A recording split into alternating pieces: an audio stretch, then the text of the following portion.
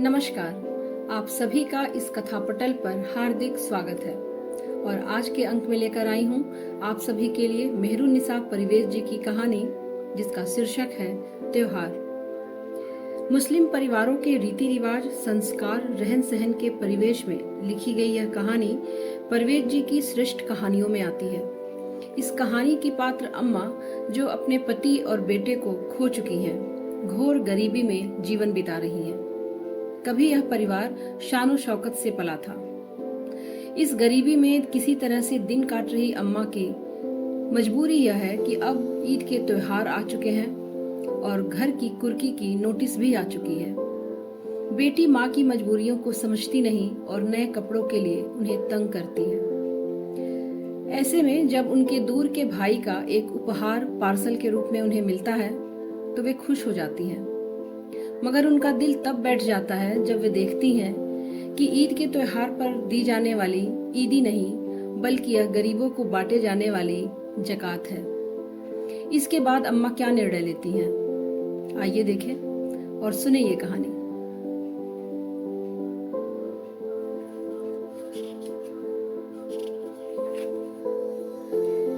धान की खाली ढोली में भूरी बिल्ली ने बच्चे जन्म दिए थे।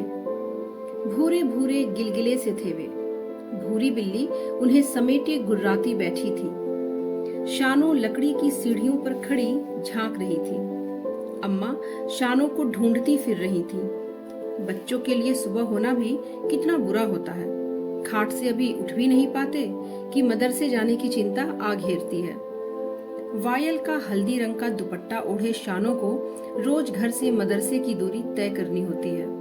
आज भूरी बिल्ली के बच्चे होने की खुशी में भी मदरसे की छुट्टी नहीं थी। अम्मा उसे ढूंढती फिर रही थी। धूप सिर पर आ गई है और तू यहाँ सीढ़ियों पर टंगी है, मदरसे नहीं जाएगी? अम्मा की डांट से शानो धीरे धीरे सीढ़ियां उतरकर बावर्ची खाने में आ गई। पेट भरा होगा तब तो जनाब जी की मार सह पाएगी। शानो को देखते ही उसने बासी खाना रिकाबी में निकाल दिया। शानो टाट के टुकड़े पर बैठी खाने लगी। लग गई सुबह सुबह झोपड़ी में आग। अम्मा कुएं की ओर जाते जाते चिल्लाई। अम्मा को देख शानो जल्दी जल्दी निकलने लगी। रोज सूरज काली नाई की टूटी मिट्टी की दीवार पर ही उगता था। कालो नाई की माँ अपना सिर ऊंचा उठाकर कहती थी, अरे मेरी माँ ने तो झाड़ू मारकर सूरज को ऊपर भगा दिया, वरना वह तो नीचे था। तब से मोहल्ले के सारे बच्चों को ऐतराज था कि सूरज उनके आंगन में पहले क्यों नहीं आता, रोज कालो नाई की मिट्टी की टूटी दीवार पर ही क्यों उगता है। रात से कालो नाई की बहू गबेलक के दर्द में पड़ी है। परसों ही उसने तीसरे बेटे को जन्म दिया। अम्मा कह रही थी, गबेलक का दर्द किसी न किसी को उठता है। बच्चेदानी बच्चे को ढूंढती घूमती है, उसी को गबेलक का दर्द कहते हैं। कालो नाई की माँ परेशान थी, बहुत दर्द से छटपटा रही थी। अम्मा शानो के हाथों भटवालू भेज रही थी। जा कालो नाई की बीबी को दे देना, चुपचाप खटिया के पैताने से दे देना। अम्मा हाथ की बनी दवाई और उसके टोटके खूब जानती है। अब्बा के वक्त भी उन्होंने काफी कुछ किया, पर अब्बा की दमे की बीमारी उनका दम लेकर ही छूटी। बहू अब्बा वाली टूटी केन की कुर्सी पर बैठी अपना पुराना स्वेटर उधेड़ रही है। अम्मा कहती थी, पुराना स्वेटर उधेड़ कर ऊन को लच्छियों में करके धो लो तो फिर नया हो जाता है। कालो नाई के यहाँ लोरी की आवाज आ रही है। शानो गुड़िया को टहला टहला कर सुला रही थी। भूरी बिल्ली ढोले से बाहर पेट भरने की चिंता में निकली थी। ढोले के अंदर से बच्चे बारीक आवाज में म्याऊं म्याऊं कर रहे थे। अम्मा रमजान आ गए हैं, चूना मंगवा लेना, मैं घर लीप डालूंगी। अम्मा कोई उत्तर नहीं देती, चुपचाप चावल बीनती रहती है। वह अम्मा को एक बार गौर से देखकर आंखें लच्छियों पर झुका लेती है। धूप सरकते सरकते दालान तक आ गई थी। सामने का बड़ा सा टीन का दरवाजा जो पूरी तरह टूटकर झुक गया था, उससे लगी दीवार भी पिछली बरसात में धसक गई थी। टूटी दीवार से सड़क का आधा भाग दिख जाता था। वहीं से हाथ में टोकना लिए खाला आती दिखती है। खाला कुछ सब अंडे वाली खाला कहते हैं। जब से उनके शौहर मरे, उन्होंने अंडे खरीद कर बेचने का धंधा शुरू कर दिया। देखो ऐसी होती है बड़े घर की पोल, गरीबनी को सब नाम रखते हैं, अरे वाह, करीम की छमक छल्लो मरद के मरते ही स्कूल में मास्टरनी हो गई। आते ही खाला ने बातों का बंद पिटारा खोला। बहन, मर्द मर गया, 3-3 बच्चों को उसकी छाती पर खूंटे की तरह गाड़ गया, नौकरी करके नहीं खिलाएगी तो किस टुकड़े में ढाकेगी तीनों को। अम्मा जमीन पर गिरे चावल के दानों को एक एक कर चुनते कहती हैं। खाला हाँ में सिर हिलाकर चुप हो जाती है। घूम घूम कर अंडे बेचने वाली और जकात के कपड़े बटोरने वाली खाला चलती फिरती अखबार थी। मोहल्ले की हर बात का पता उन्हीं से लगता है। ठिगने कद की खाला रोजे नमाज से दूर ही रहती है। कोई टोकता तो साफ सुना देती, भाई बिना झूठ बोले हमारा रोजगार नहीं चलता, दिन में 2500 झूठ बोलने पड़ते हैं, ऐसे में क्या रोजा रखें, हम गरीबों का तो हर दिन रोजा है। शानो गंदे हाथ सामने दरवाजे पर लटक रहे पर्दे से पोंछ लेती है। अम्मा कहती है, तेरे लिए तो पर्दा ही तौलिया है। खाला, रमजान आ रहे हैं, इस साल कितनी साड़ियां मिलेंगी। कहाँ महंगाई के मारे लोगों ने जकात निकालना भी कम कर दिया है। हाँ, वह जिया है ना जो पिछली बार बाल बच्चों के साथ तुम्हारे यहाँ आया था, उसने कहा है मेरे लिए कपड़े भेजने को। अरे वह तो हर साल काफी जकात बांट देता है। वह खाला के पैर को ध्यान से देखने लगती है। एक्जिमा से पूरा पैर खराब हो गया है, उस पर लगाया मलहम और भयानक सा दिखता है। खाला अपना पिटारा उठा के जाने लगी। तो चलो, अभी काफी दूर जाना है। उसके जाने के बाद एक चुप्पी सी छा गई। अम्मा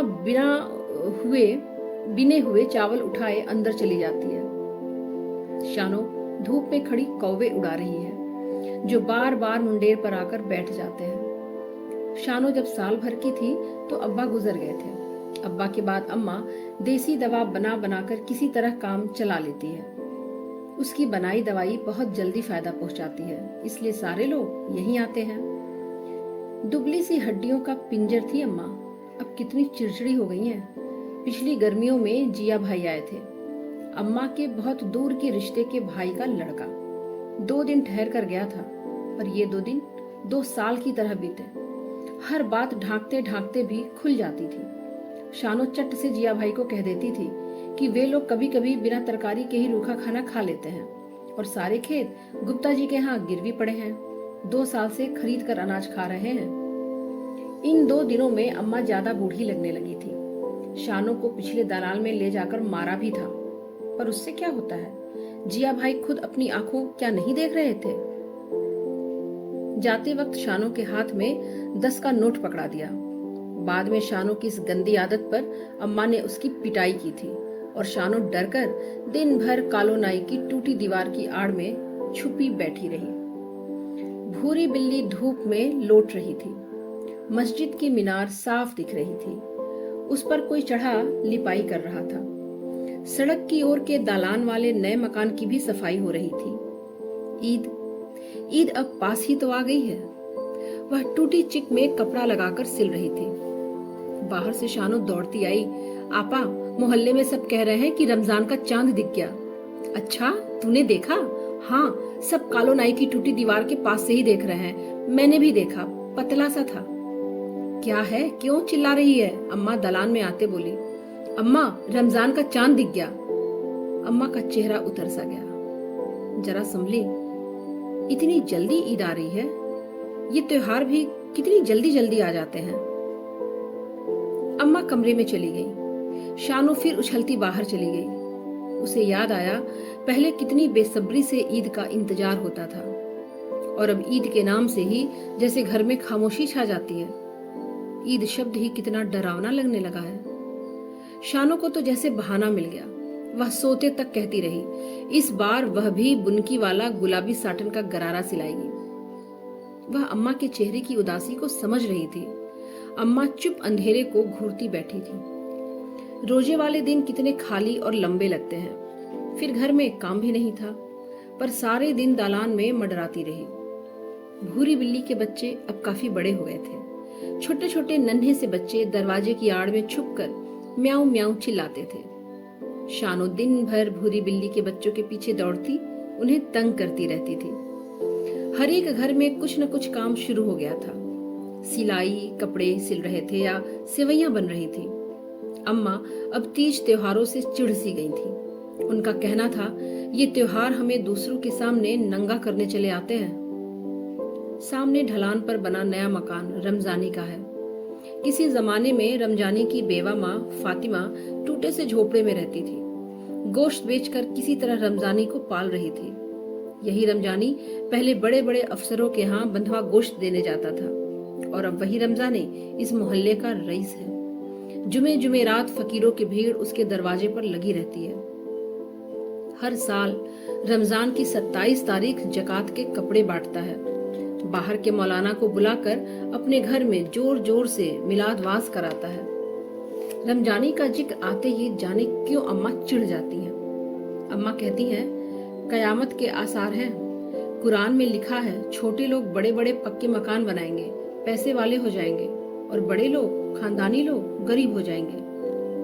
27 तारीख को रमजानी के दरवाजे पर सुबह से ही भीड़ थी। फकीर अजीब अजीब सवाल करते बैठे थे।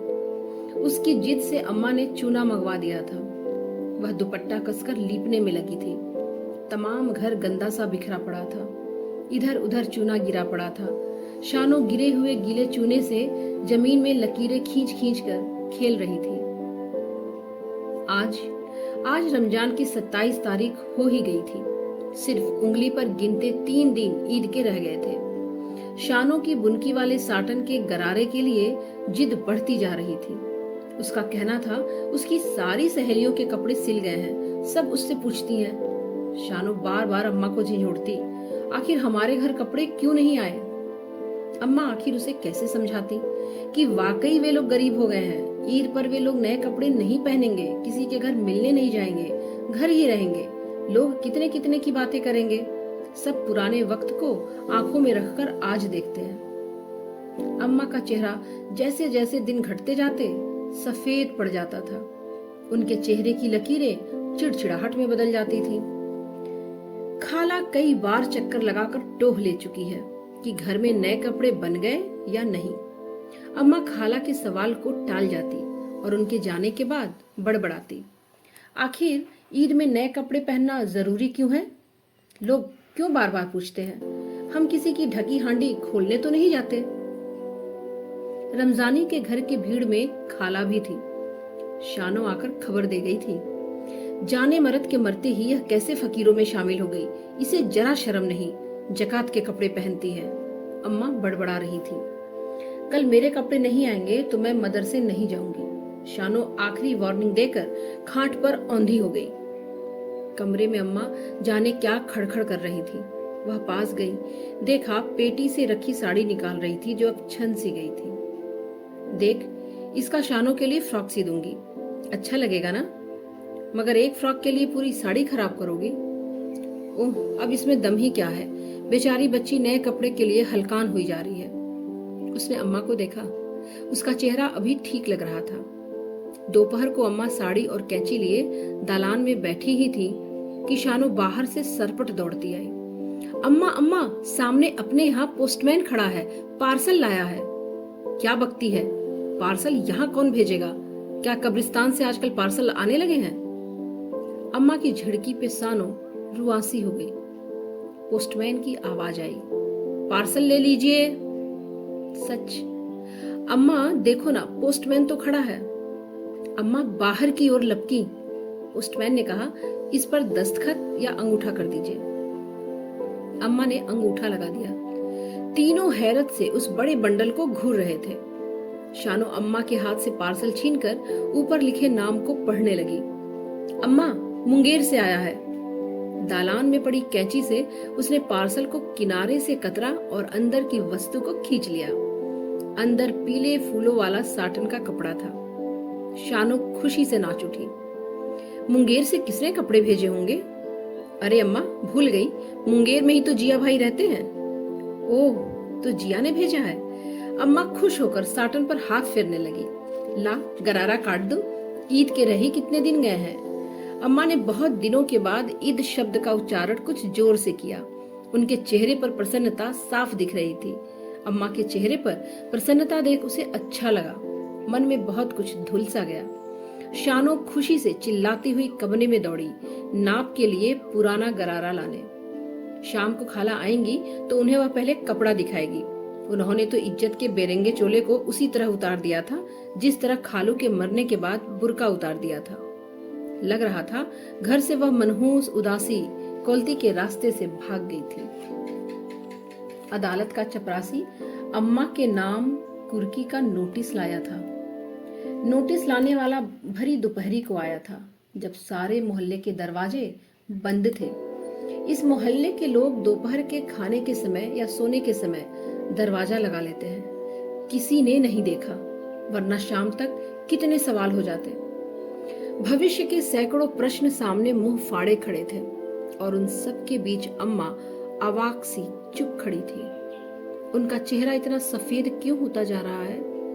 एक भयानक और तिल मिला देने वाला सत्य उनके सामने था। आज अम्मा को बाबा की उतनी नहीं जितनी मरे हुए बेटे शमीम की याद आई होगी। औरत का मर्द के बाद बेटा ही वह खूंटा होता है जिससे वह बंधी रहती है। कालो नाई की माँ खपरेल लेकर आग मांगने आई थी। दालान पर नन्हे गीले पैरों के निशान शानों के थे। वह चुपचाप शानों की छोटी सी खटोली पर लेटी छत के काले बांस को घूर रही थी। घर का वातावरण चुप सा हो गया। इस मौन में कितनी स्मृतियां उभर रही थीं, जिन्हें वह हाथ बढ़ाकर पकड़ लेना चाहती थी, जिस तरह बचपन में वह तितली पकड़ती थी। मोहल्ले में चांद देखने वालों की हलचल थी। बच्चे व बड़े सब टोलियों में खड़े चांद देख रहे थे। कई तरह की बातें उभर रही थी। चांद नहीं दिखा था, सब अंदाजा कर रहे थे कि तीसरे चांद की ईद होगी। अंधेरा बढ़ गया था। लालटेन की रोशनी में झुकी शानों सबक को रट रही थी। लालटेन के उजाले में चिक की परछाई धारी धारी पड़ रही थी। बाहर से जल्दी खाला आती दिखी। उनके हाथ में एक थैला था। आते ही वह शानों के पास जमीन पर ही बैठ गई। चांद नहीं दिखा खाला? नहीं, कालू नाई बता रहा था कि पाकिस्तान में चांद दिख गया है। मुआ चांद भी पहले वहीं दिख जाता है। शानों घुटने मोड़े मेढक की तरह उछलती खाला के थैले की ओर आई। इसमें क्या है खाला? बताती हूँ, थोड़ा सब्र तो कर, वही तो दिखाने आई हूँ। आज मेरे नाम पार्सल आया है। खाला कुछ गर्व से बोली। अम्मा इधर आते बोली, पार्सल? अरे वही मुंगेर वाला जिया है ना, जकात निकालता है तो शानों के लिए सूट का कपड़ा भेजा है। खाला थैले से कपड़ा निकालते हुए बोली। लालटेन के उजाले में खाला ने कपड़े को फैला दिया। वही पीले फूलों का साटन था। अम्मा दीवार के सहारे टिक सी गई। लालटेन के उजाले में उनकी परछाई कांपती सी लगी। उसने साफ साफ देखा। अम्मा की पीली पीली आंखें बरसाती सवेरे की तरह भर गई थी, जैसे उन्होंने गरीब होना कबूल कर लिया था और पहली बार जकात लेने वालों की लाइन में अपने आप को खड़ा पा रही थी। दोस्तों, आशा करती हूँ कि आपको ये कहानी पसंद आई होगी। कहानी अच्छी लगी हो तो इसे शेयर करें, लाइक करें और कमेंट करें। चैनल को सब्सक्राइब जरूर करें। कहानी सुनने के लिए आप सभी लोगों का बहुत बहुत शुक्रिया, बहुत आभार। नमस्कार।